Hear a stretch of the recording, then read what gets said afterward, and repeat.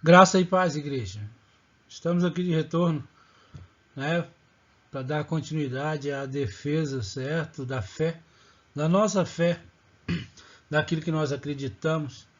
E por isso nós estamos falando de seitas e heresias, para que nós não sejamos enganados, né, para que nós não caiamos nessas armadilhas, né, criadas pelo homem que buscam deturpar a doutrina, as doutrinas bíblicas, né? Então o assunto que nos traz hoje é agora mormonismo, né? Mormonismo, a deturpação da doutrina bíblica, né?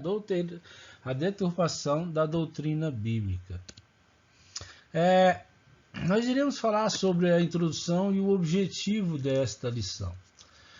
A história do mormonismo, ela tem início com a pessoa de Joseph Smith Jr., nascido em dezembro de 1805. Ele nasceu no condado de Windsor, estado de Vermont, nos Estados Unidos, filho de pais presbiterianos. Joseph Smith teve uma infância perturbada, que contribuiu para que cedo na vida se desiludisse com as regras que ele conhecia.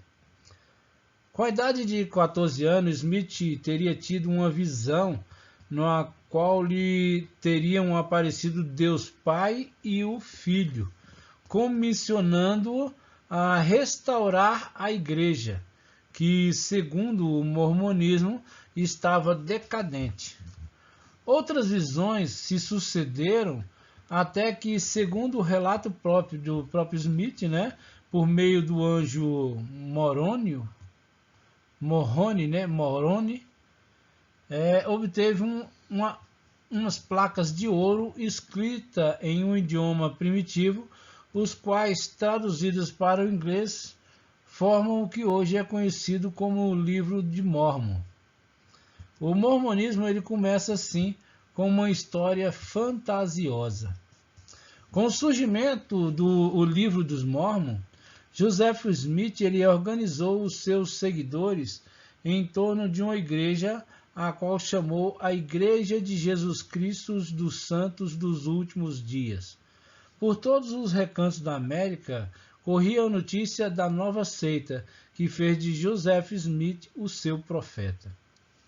No decorrer desse estudo que nós estamos fazendo, dessa lição, nós faremos uma análise das profecias de Smith, estudando-as à luz da revelação divina contida na Bíblia Sagrada, a nossa regra de fé.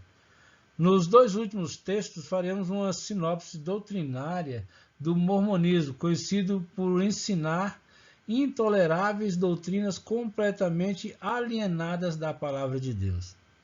O objetivo, o esboço dessa lição, a síntese, né? Nós vamos falar uma síntese histórica do mormonismo, vamos falar sobre o Livro dos Mórmons, vamos falar sobre o profeta Joseph Smith, faremos comentário ao credo mormonista e falamos sobre as crenças do mormonismo e as refutações bíblicas.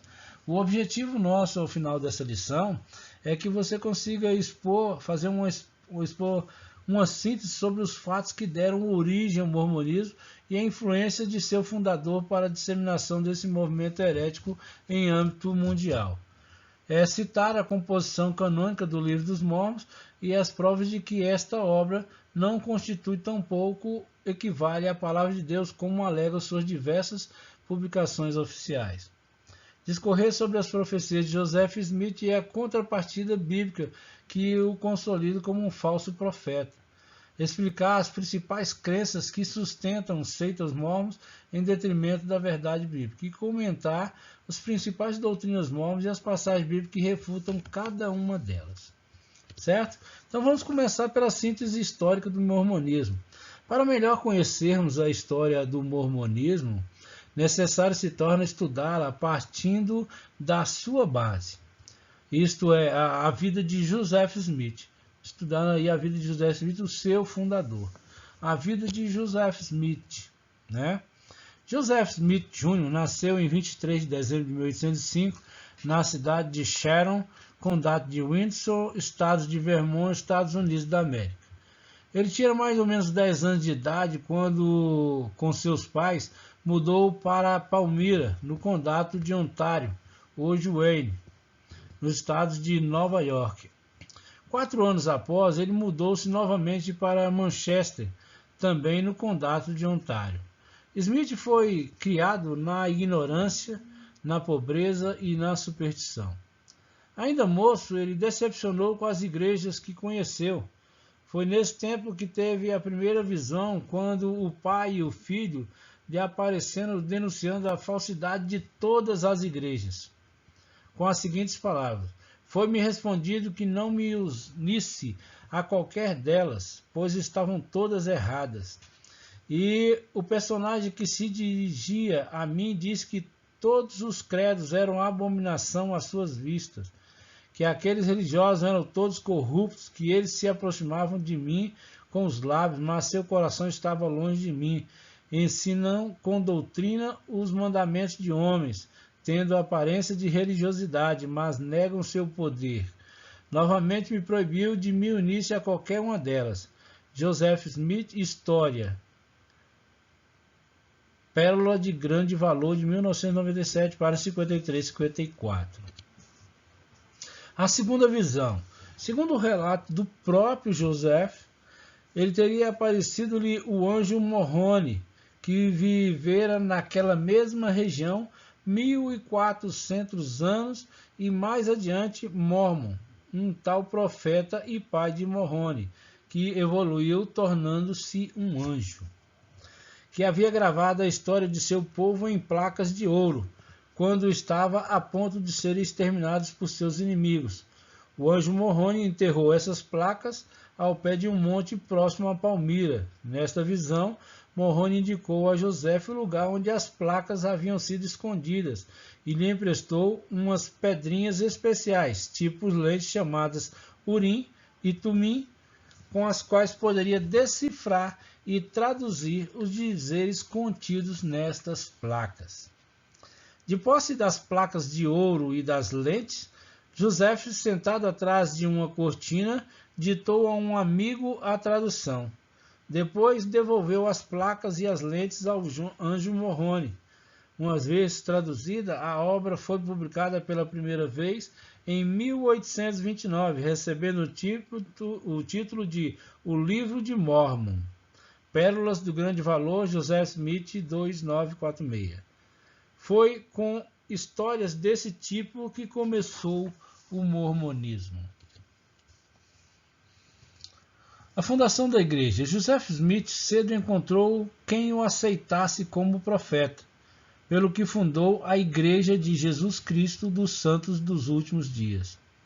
Desde sua fundação ficou estabelecido como um princípio de doutrina que esta era a única igreja verdadeira e que fora dela não haveria meio de salvação para o homem. Uma série de revelações de Joseph Smith foi desenvolvendo a doutrina da Igreja Mórmon e transformando-a através dos anos em uma espécie de politeísmo. Os crentes, segundo os Mormons, devem formar uma teocracia com assessoramento de 12 apóstolos. As pretensões de domínio de Joseph Smith eram ambiciosas a ponto de ele chegar a lançar a sua candidatura à presidência dos Estados Unidos. Joseph Smith e seus seguidores sofreram não poucas perseguições, razão porque eram levados a peregrinar de um ponto para outro da América, com a finalidade de estabelecer uma colônia e fundar o que chamava o Reino de Deus. Encontraram acolhida no estado de Illinois, onde erigiram a cidade de Nauvoo. Aí foram acusados de grosseira imoralidade, de falsificação, de abrigar criminosos fugitivos da justiça e de outros delitos. Joseph Smith foi preso, porém, uma turba invadiu a cadeia e matou a tiros tanto Joseph Smith como seu irmão Hiram.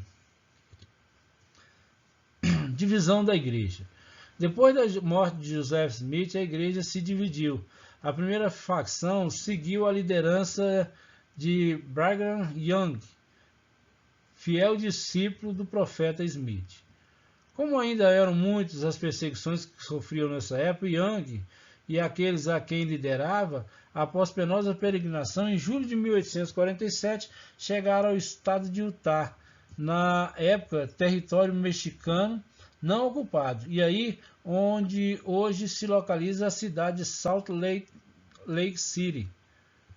Fundaram a sede da igreja, uma espécie de quartel-general de onde o mundo seria alcançado pelos apóstolos do mormonismo. Com a morte de Joseph Smith, surgiram vários grupos dissidentes. Um deles ficou sob a direção de seu filho, que se separou dos demais, permanecendo no estado de Missouri. Reorganizaram a igreja e estabeleceram sua sede em Independence, Missouri. Chamaram-na Igreja Reorganizada de Jesus Cristo dos Santos dos Últimos Dias. Essa igreja cresceu e ainda permanece, embora seja menor do que a de Utah. Das várias facções que surgiram depois da morte de Joseph Smith, outra digna de menção é a Igreja de Cristo do Lote do Templo, com sede em Bloomington, estado de Illinois. Segundo revelações recebidas, os seguidores deste grupo convenceram-se de que Sião, o lugar de regresso de Cristo à Terra, será em Bloomington e não em Jerusalém, Israel. Creem que ele terá o seu templo em certo lote da área onde está a sede da igreja. Vamos falar sobre o livro dos Mormons. No primeiro texto dessa lição, mostramos um resumo das palavras do próprio Joseph Smith que originaram o livro de Mormons. Cabe nos perguntar, o livro de Mormon é também a palavra de Deus? Tem ele o significado e o valor que os Mormons dizem ter? Responderemos a essas duas perguntas no decorrer dos próprios textos. O que é o livro de Mormons? A primeira edição do livro de Mormons em português apareceu no ano de 1938 e até o ano de 1975 já havia sido impresso 6 edições. O livro de Mormons compõe-se de 15 livros, dividido em capítulos e versículos, tal como a Bíblia Sagrada. Nós podemos ver isso no final do texto à disposição deste livro. No seu todo, o livro de Mormons soma 239 capítulos e 6.553 versículos. Neles são citados capítulos inteiros da Bíblia. Por exemplo, em 1 Nef 20 é igual a Isaías 48. Segundo Nef, capítulo 12 a 24, são iguais a Isaías, capítulo 2 a 14. Em terceiro Nef, 24 é igual a Malaquias, capítulo 3. Em quarto Nef, 12 a 14 são iguais a Mateus 5 a 7. Moroni 10 é igual a 1 Coríntios 12.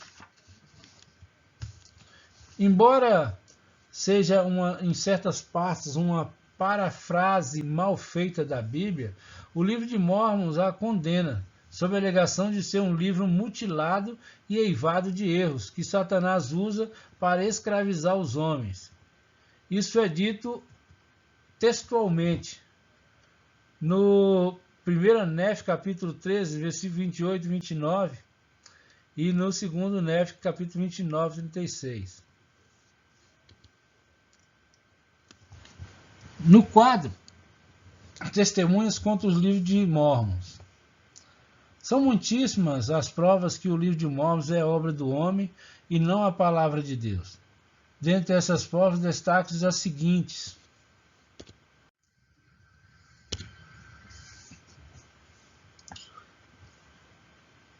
A opinião mais comum entre os estudiosos do mormonismo é a de que seu conteúdo foi, em grande parte, extraído de um romance de Salomão Spaulding, um pastor presbiteriano aposentado que escreveu uma história fictícia a respeito dos primitivos habitantes americanos. As descobertas arqueológicas e os estudos históricos provam que os primeiros habitantes da região indicada no livro de Mormon eram muito diferentes da descrição que ele faz quanto aos costumes, nomes, caráter e língua deste suposto povo. O livro de Mormon, publicado pela primeira vez em inglês em 1830, contém mais de ou menos 10.000 citações diretas da versão da Bíblia inglesa King James, versão do Rei Tiago, publicado em 1611. O livro pretende ser a tradução das placas de ouro que estiveram enterradas desde o ano 420 até 1823. Contudo, cita com precisão capítulos inteiros de uma obra publicada em 1611, o que é inadmissível à evidência de uma fraude grosseira. Enquanto o profeta fala na erudição da linguagem da Bíblia, o livro não foi escrito em linguagem condizente a essa erudição.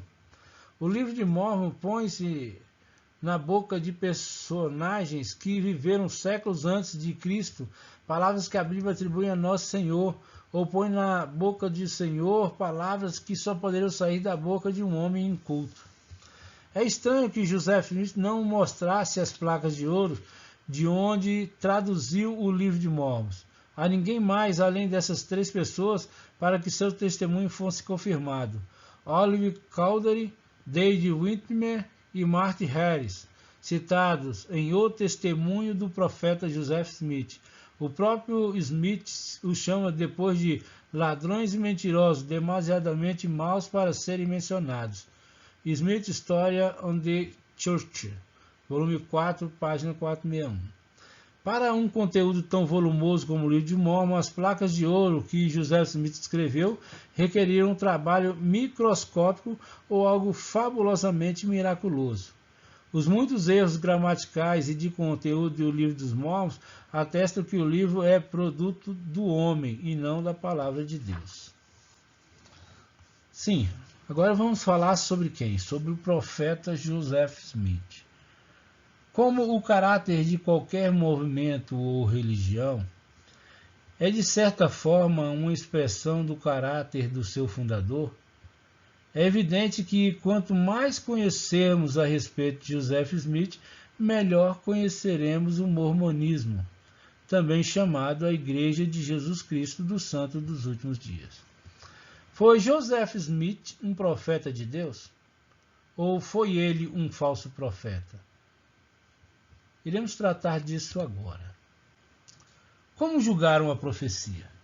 Deus mesmo, ele nos dá a receita de como julgar uma profecia para se saber se o profeta fala por parte do Senhor ou fala por si mesmo. Se ele é um profeta verdadeiro ou falso, diz Deus. Em Deuteronômio capítulo 18, versículo 20 e 22, a palavra nos fala o seguinte: o profeta que presumir de falar alguma palavra em meu nome, que eu lhe não mandei falar, ou que falar em nome de outros deuses, este profeta será morto. Se disseres no teu coração, como conhecerei a palavra que o Senhor não falou, sabe que quando esse profeta falar em nome do Senhor e a palavra dele se não cumprir, nem suceder como profetizou, esta é palavra que o Senhor não disse. Com soberba a falou o tal profeta, não tenhas temor dele. Em Deuteronômio capítulo 3, versículo 1, versículo 3, nos fala o seguinte: quando o profeta ou sonhador se levantar no meio de ti e te anunciar um sinal ou prodígio, e suceder o tal sinal ou prodígio de que houver falado e disser, vamos após outros deuses que não conheceste, e sirvamo-los, não ouvirás as palavras desse profeta ou sonhador. À luz dos dois textos, são duas as maneiras de se julgar se a profecia é falsa. Se a palavra proferida não se cumprir. Se não se cumprir, não é de Deus. E se a palavra proferida se cumprir, mas servir-se disto para levar o povo a se afastar de Deus e para seguir outras pessoas. Então tem essas duas situações. Se a palavra proferida não se cumprir, e se a palavra proferida se cumprir, e se ela se cumprindo, ela serve para levar o povo a se afastar de Deus e para seguir outros deuses ou outras pessoas. Dentro dessas profecias de Joseph Smith, nós vejamos algumas dessas profecias pesadas na balança da palavra de Deus e consideradas falsas. Não é isso? Concernente a Nova Jerusalém e seu templo, que está Apocalipse 21, 22. Segundo esta profecia de José Smith, a Nova Jerusalém e o seu templo devem ser erigidos no estado do Missouri, nos Estados Unidos. Nesta atual geração, está em Doutrinas e Convênios, seção 84, edição 1950, José Smith, editora A Igreja de Jesus Cristo dos Santos dos Últimos Dias.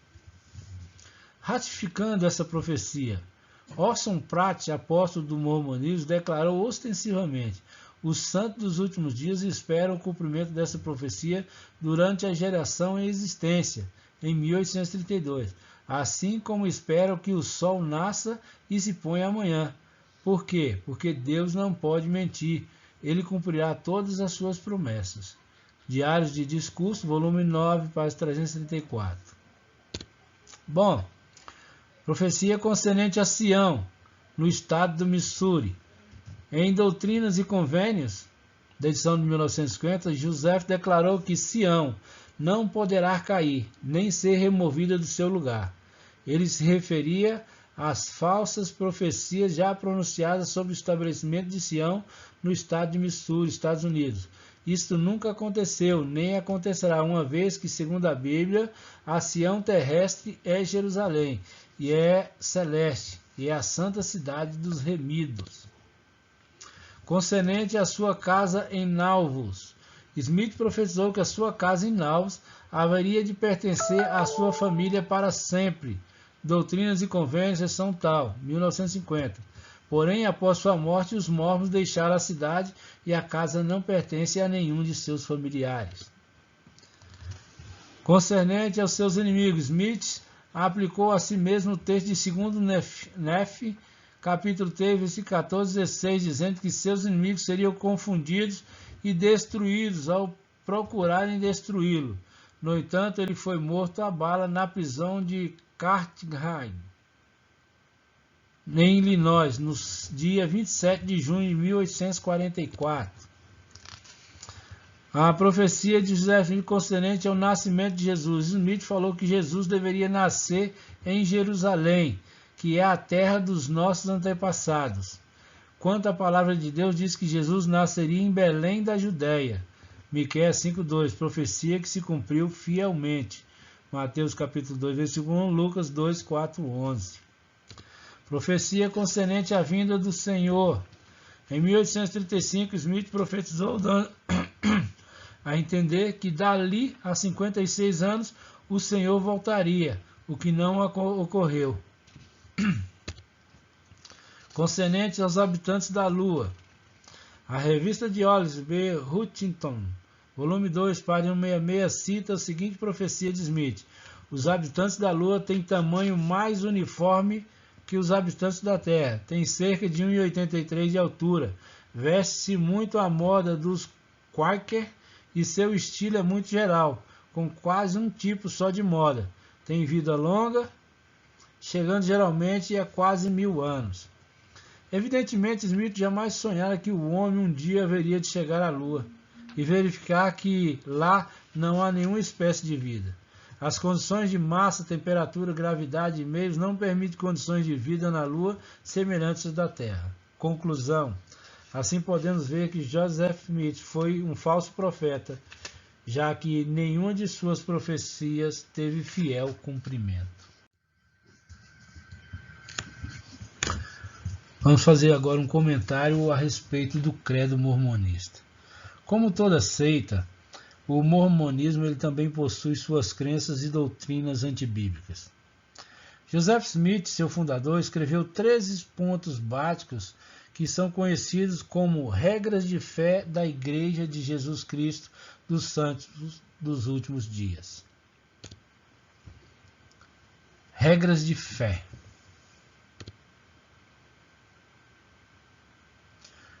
Dentro dessas regras de fé, vamos ler todas elas aqui. Cremos em Deus, o Pai eterno, e em seu Filho, Jesus Cristo, e no Espírito Santo. 2. Cremos que os homens serão punidos por seus próprios pecados e não pela transgressão de Adão. Cremos que por meio da expiação de Cristo toda a humanidade pode ser salva por obediência às leis e as ordenanças do Evangelho. Cremos que os primeiros princípios e ordenanças do Evangelho são: primeiro, fé no Senhor Jesus Cristo; segundo, arrependimento; terceiro, batismo por imersão para a remissão dos pecados; quarto, imposição de mãos para os dons do Espírito Santo. Quinto, cremos que um homem deve ser chamado por Deus por profecia e pela imposição de mãos por quem possua autoridade para pregar o Evangelho e administrar suas ordenanças. 6. Cremos na mesma organização que existia na igreja primitiva, isso é, apóstolos, profetas, pastores, mestres e evangelistas. Cremos nos dons de línguas, profecia, revelação, visão, cura e interpretação de língua. Cremos ser a Bíblia a palavra de Deus, desde que esteja traduzida corretamente. Também cremos ser o livro do Mormons a palavra de Deus. Cremos em tudo o que Deus revelou, em tudo que Ele revela agora, e cremos que Ele ainda revelará muitas coisas grandiosas e importantes relativas ao reino de Deus. Cremos na coligação literal de Israel e na restauração das 10 tribos, que Sião, a Nova Jerusalém, será construída no continente americano, que Cristo reinará pessoalmente na terra e que a terra será renovada e receberá sua glória paradisíaca. 11. Pretendemos o privilégio de adorar a Deus Todo-Poderoso de acordo com os ditames de nossa própria consciência, e concedemos a todos os homens o mesmo privilégio, deixando-os adorar como, onde ou o que desejarem. 12. Cremos na submissão a reis, presidentes, governantes e magistrados, na obediência, honra e manutenção da lei. 13. Cremos em ser honestos, verdadeiros, castos, benevolentes, virtuosos em fazer o bem a todos os homens. Na realidade, podemos dizer que seguimos a admoestação de Paulo. Cremos em todas as coisas, confiamos em todas as coisas, suportamos muitas coisas e esperamos ter a capacidade de tudo suportar. Se houver qualquer coisa virtuosa, amável, de boa fama ou louvável, nós a procuraremos. Tem assustado a muitos cristãos evangélicos o fato de haver muita semelhança entre determinados pontos deste credo mórmon e a crença bíblica ortodoxa que os cristãos evangélicos adotam e defendem. É o caso de perguntarmos: isso significa que os mórmons comungam dos mesmos princípios espirituais que o cristianismo autêntico preceitua como doutrina bíblica? A resposta é não. A veracidade de uma crença não significa a sua veracidade. É muito fácil mostrar que, na teoria, o mormonismo diz crer nisso ou naquilo, enquanto que, na prática, as suas doutrinas se mostram pura heresia. Mesmo em uma análise despretensiosa da doutrina mórmon, conclui-se que o Deus e o Cristo do mormonismo não são os mesmos que a Bíblia revela. A pena do pecado do mormonismo não compactua com a que a Bíblia diz. A obra expiatória de Cristo tem significado bem diferente para o mormonismo. Ainda que admita crer nos princípios de ordenança do Evangelho, o mormonismo faz disso um monopólio. A vocação ministerial só é legítima quando se trata dos mórmons. A igreja cristã fracassou pelo que o mormonismo, com toda a sua hierarquia, é hoje o único representante da verdadeira igreja, segundo creem. A crença mórmon quanto às operações do Espírito Santo em nada condiz com a narrativa novotestamentária. A Bíblia Sagrada é um livro imperfeito, precisando ser suplementada pelo livro de Mormons, Doutrina e Convênios e a Pérola de Grande Valor. A crença mórmon na revelação progressiva de Deus objetiva estabelecer a canonicidade do livro de Mormons e as chamadas revelações de Joseph Smith. O mormonismo crê que na manifestação de Cristo para reinar na Terra e América do Norte, não Israel, a sede do seu governo milenar.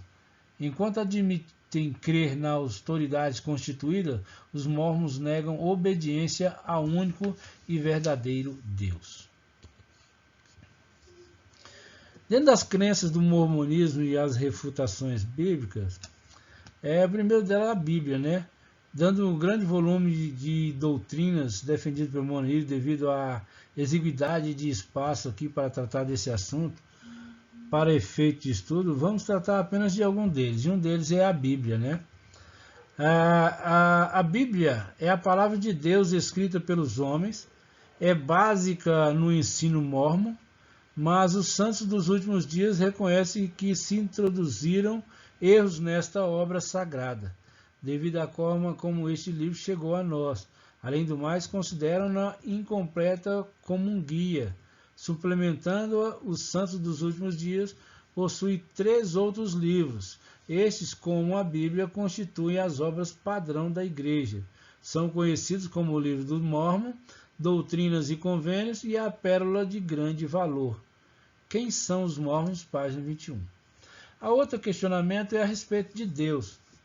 Certo? Agora, ouve, ó habitantes da terra, judeus e gentios, santos e pecadores.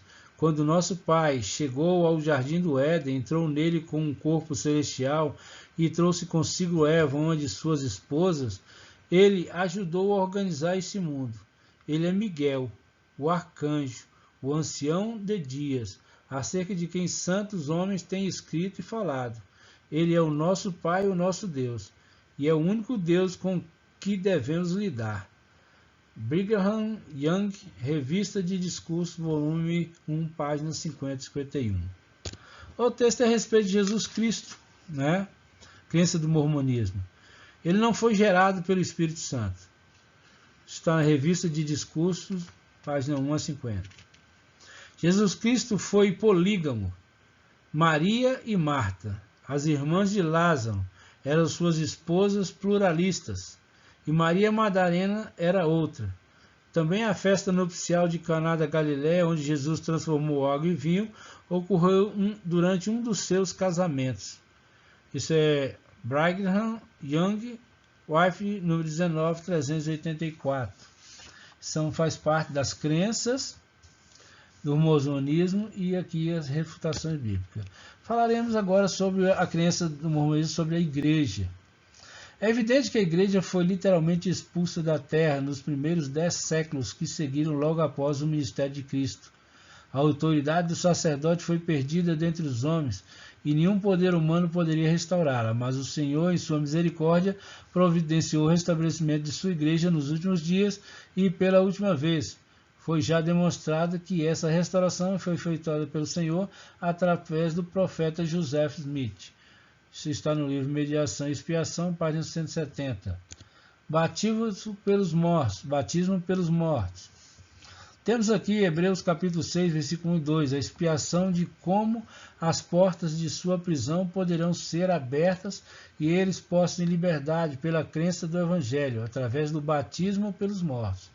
Os que ainda estão na carne fazem trabalho vicário para os seus mortos, e assim tornam-se salvadores de mortos no Monte Sião. O plano de salvação, página 32. Sobre o matrimônio. O matrimônio na teologia mórmon é um contrato sagrado ordenado divinamente sob a autoridade do sacerdócio. Um homem e uma mulher são casados não somente para essa vida como maridos e esposas legais, mas também para a eternidade. Isso está no livro Quem São os Mortos, página 33. Castigo eterno. Não devemos dar uma interpretação particular a esse termo, procuraremos entender corretamente o seu significado. Castigo eterno é o castigo de Deus, sem fim é a punição de Deus, ou, em outras palavras, é o nome da punição que Deus aflige, sendo ele eterno em sua natureza. Por isso, todos aqueles que recebem castigo de Deus, recebem um castigo eterno. Dure este uma hora, um dia, uma semana, um ano ou uma era. Isso está no livro Plano de Salvação. As refutações bíblicas a respeito do mormonismo. Assim, a autoridade suprema da fé cristã é não a teologia em si e nem as visões dos homens. Não importa quem seja, mas a Bíblia Sagrada. E é à luz dos ensinos bíblicos que os ensinos dos mormonismos são refutados, como mostrados a seguir. Sobre a Bíblia. Bom, a Bíblia Sagrada ela fala de si mesma. Como? O livro dos séculos, em Salmo 119, versículo 89, e 1 Pedro 1,25. Fala que ela é divinamente inspirada. Isso está em 2 Samuel, capítulo 23, versículo 2, em 2 Timóteo, capítulo 3, versículo 16, em 2 Pedro, capítulo 1, versículo 21. Ela fala que ela é poderosa em sua influência. Isso está em Jeremias capítulo 5, 14, em Romanos capítulo 1, versículo 16, na Epístola aos Efésios capítulo 6, 17, na Epístola de Hebreus capítulo 4, versículo 12. Fala também, a Bíblia Sagrada fala de si mesma, quando ela fala que é absolutamente digna de confiança. 1 Reis capítulo 8, 56, Mateus capítulo 5, 18, Lucas capítulo 1, versículo 23. Diz que ela é pura, Salmo 19, 8. Diz que ela é santa, justa e boa, Romanos capítulo 7, 12. Diz que ela é perfeita, está em Salmo 19, 7 e Romanos 12, 2. Diz que ela é verdadeira, está em Salmo 119, versículo 142. Os escritos mais antigos dentre os pais da igreja, apoiados pelas descobertas arqueológicas mais recentes, provam que a Bíblia é um livro inalterável em seu conteúdo literário e espiritual. Certo? Toda a refutação bíblica é sobre Deus. 1. Deus e Adão são pessoas distintas. Deus é o Criador, Gênesis 1, 26. Enquanto que Adão é a criatura de Deus, Gênesis 1, 27. Deus não é homem, Números 23, 17. Deus é espírito, João 4, 24. Deus é imutável, Malaquias 3, 6. Deus é eterno, Salmo 102, versículo 26 e 27. Sobre Jesus Cristo foi gerado por obra e graça do Espírito Santo, segundo está em Lucas capítulo 1, versículo 35. Dizer que Jesus era casado e que as bodas de Caná da Galileia diz respeito a seu próprio casamento demonstra ignorância quanto ao conteúdo de João capítulo 2, versículo 2. Muito mais que isso, se constitui num desrespeito abominável ao Salvador. Sobre a igreja foi estabelecida por Jesus, Mateus 16, 18. A igreja está fundamentada em Jesus, Mateus 16, versículo 16, 18. A igreja é vitoriosa sobre o inferno pelo poder de Jesus, Mateus 16, 18. A igreja será salva da grande tribulação pelo poder de Jesus, Apocalipse capítulo 3, versículo 10. A igreja será glorificada por Jesus, Efésios capítulo 5, versículo 25 ao 27. É evidente que durante os séculos a igreja tem sofrido a perseguição de poderosa e a rejeição de presunçosos, contudo, tem trilhado e triunfado. Sobre o batismo pelos mortos. Não há nenhuma referência na Bíblia nem na história eclesiástica quanto ao batismo pelos mortos, como uma prática da igreja. A ênfase de Paulo em 1 Coríntios capítulo 15, versículo 29 e 30 é sobre a ressurreição dos mortos e não o batismo pelos mortos. A referência de Paulo a este batismo praticado pelo paganismo é feita com refutação àqueles que praticavam tal batismo, contudo, negavam a ressurreição. Sobre o matrimônio.